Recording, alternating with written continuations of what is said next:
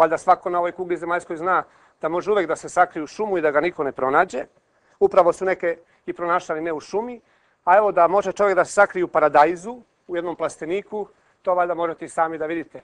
Ovi strukovi su visoki blizu 3 metra i zaista je prava šuma u jednom plasteniku. Sve ovo što vidite ovde radi poljoprivredna škola, ali bolje rečeno učenici poljoprivredne škole na praktičnoj nastavi uz naravno stručnu pomoć svojih profesora. Ovo što se proizvede ovde, od ovog recimo paradajza, koje sad odberem, evo baš je zreo, i sve ostalo prodaje se. Kupuju naši sugrađani jer znaju da na taj način pomažu i proizvodnju u poljoprivrednoj školi, ali u svakom slučaju i same đake.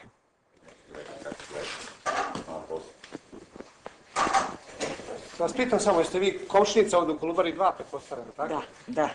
I redovno uzimam kod njih paradajz, krastavac, jaja.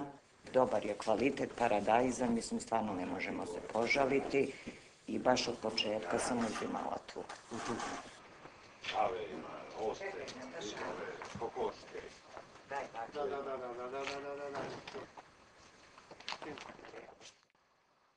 Za nešto kraće od 10 godina Poljoprivredna škola u Valjevu postavila je uglednu školsku ekonomiju gde se učenici dobro pripremaju za budući poziv. Kose se livade, obrađuju voćnjaci, zaliva kupus i prodaje sezonsko povrće odličnog kvaliteta. Za učenike i profesore Poljoprivredne škole nema raspusta. Ne znam da li đaci zbog toga zavide učenicima drugih škola, ali u svakom slučaju profesori su tu da im pomognu i osposobe ih za poziv koji su odabrali. U junu mesecu kako koje odeljenje i struka završava, počinje praktična nastava koja traje do 1. septembra. I to profesionalna letnja praksa se zove kod nas u našoj struci. U tom periodu svi učenici su dužni da provedu na praktičnoj nastavi od 60 časova do 90 časova, zavisi od struke. Te proizvode koje mi realizujemo, 90% se uloži ponovo u proces proizvodnje, znači reprodukciju.